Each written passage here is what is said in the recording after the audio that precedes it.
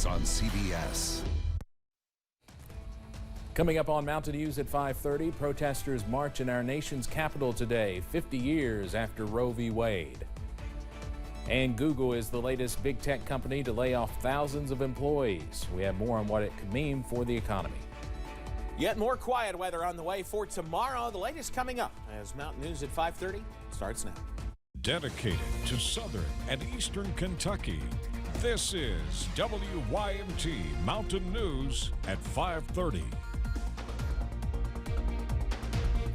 Good evening, I'm Steve Hensley. This weekend marks 50 years since the Supreme Court confirmed the constitutional right to an abortion, and nearly 7 months since the Supreme Court justices struck it down. Today's annual March for Life protest reflected that new reality, with the anti-abortion rights movement now switching its focus to Capitol Hill. CBS's Willie James Inman has more from Washington. It was the first March for Life since the U.S. Supreme Court overturned Roe v. Wade. But organizers say the fight to end abortion is far from over. We will march until abortion is unthinkable. Mississippi Attorney General Lynn Fitch helped argue the case that overturned Roe. Together, we lead the way to a society that truly empowers women and promotes life. The movement's focus is now on Congress and the push for legislation regulating or banning abortion. House Majority Leader Steve Scalise promised to continue that fight. The next phase now begins, and that's what this year's march is all about. The next steps in a post-Roe era. And we in Congress, and how about my colleagues here? To make their point, marchers changed their route this year. On their way to the Supreme Court, they passed by the U.S. Capitol to highlight the new battleground. Nearby, a small counter-protest was dramatically outnumbered. I support women's rights and the women's right to choose to have an abortion. In the chaotic months since the end of Roe, the nation has become a patchwork of bans and partial bans, and a severely fractured public. No one is willing to listen to anyone, and so many problems arise from that. President Biden released a proclamation marking the 50th anniversary of Roe and calling on Americans to work together to restore the right to choose. Willie James Inman, CBS News, Washington. Vice President Kamala Harris will commemorate the 50th anniversary of Roe v. Wade with a speech in Florida Sunday. It may feel like a lifetime ago, but today marks 3 years since the first COVID-19 case was officially confirmed in the United States. It was diagnosed in Washington State, just north of Seattle, on January 20th, 2020. The patient, who still has not been identified, was a man in his 30s. He had returned recently from Wuhan, China, where the virus first appeared in late 2019. The case was announced to the public the next day. Later, studies found evidence that the virus was in the United States weeks before the first case was officially confirmed. Since January 2020, more than 668 million COVID-19 cases have been reported globally. The U.S. has reported 102 million cases. Emergency departments are cutting back on opioid prescriptions. That's what a report says from the U.S. Centers for Disease Control and Prevention. It shows opioid prescriptions given in emergency departments dropped to about 8% between 2019 and 2020. That's down from a rate of 12% between 2017 and 18.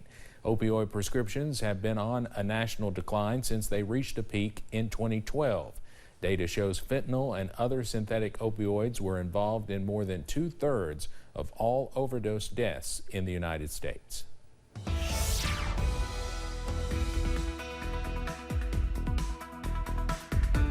Well, unlike when we joined you at this time yesterday, it is about 30 degrees colder and much, much cloudier as we continue to bring in the colder air, the more winter-like air that's on the way as we head into the first half of really much of the weekend for the most part. Here's a look outside with plenty of cloud cover overhead.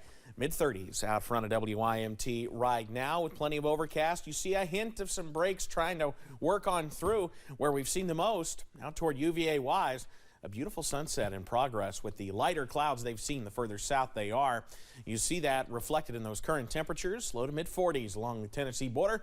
Everybody else, for the most part, in the upper 30s. That is a good 25 to 30 degrees cooler than we were yesterday at this time, thanks to the Gusty winds bringing that cold air in. The gusty winds have calmed down for the most part, but those clouds just can't seem to move on out just yet. So we'll be keeping an eye on that tonight. Going zone by zone, we've got 20s in the forecast everywhere. Some low 20s can't be ruled out, especially in the Cumberland Valley. A few spots in the Kentucky River Valley, same thing. And as we head over to the Big Sandy, temperatures as well in the middle and upper 20s. Details on when a few showers could return in a few minutes. Steve? All right, Evan, thanks. Regal Cinemas is closing 39 more movie theaters across the United States. The decision comes 4 months after its parent company, Cineworld, filed for Chapter 11 bankruptcy after the pandemic devastated the industry and public screenings. Cineworld says it plans to reject leases for the 39 theaters beginning February 15th. Regal Cinemas is the United States' second largest theater chain after AMC Theaters. Google has become the latest major tech company to announce layoffs. The move follows recent cuts by Microsoft, Amazon, and Meta, the parent company of Facebook. CBS's Michael George reports from New York. Alphabet, the parent company of Google, is cutting 12,000 jobs, about 6% of its workforce. In an email, the company's CEO wrote, "Over the past 2 years, we've seen periods of dramatic growth. To match and fuel that growth, we hired for a different economic reality than the one we face today." The belt-tightening at Google follows other recent tech sector job cuts. Microsoft announced earlier this week it's laying off 10,000 workers, or nearly 5% of its workforce. Amazon has said it's cutting 18,000 jobs, and Meta, the parent company of Facebook, announced it's laying off 11,000 positions. I think that many companies are right-sizing their staff. Many tech companies went on a pandemic hiring spree because of increased demand for their products as millions of people worked remotely. By late last year, Google's parent company, Alphabet, said it had nearly 187,000 employees on the books.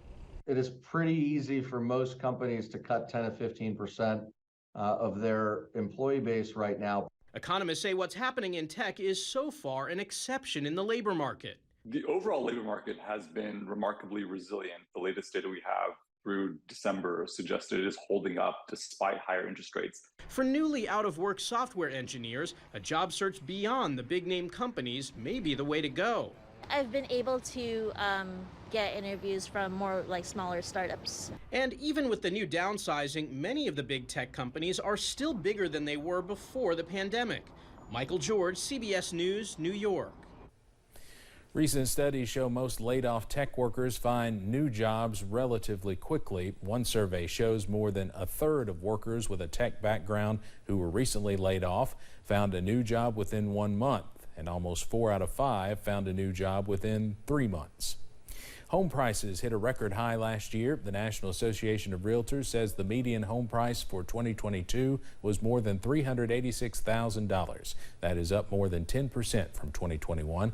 The real estate market began to take a downward turn as interest rates began increasing rapidly last year. More than 5 million homes were sold in 2022. That is down nearly 18% from the year before. It is the weakest year for home sales since 2014.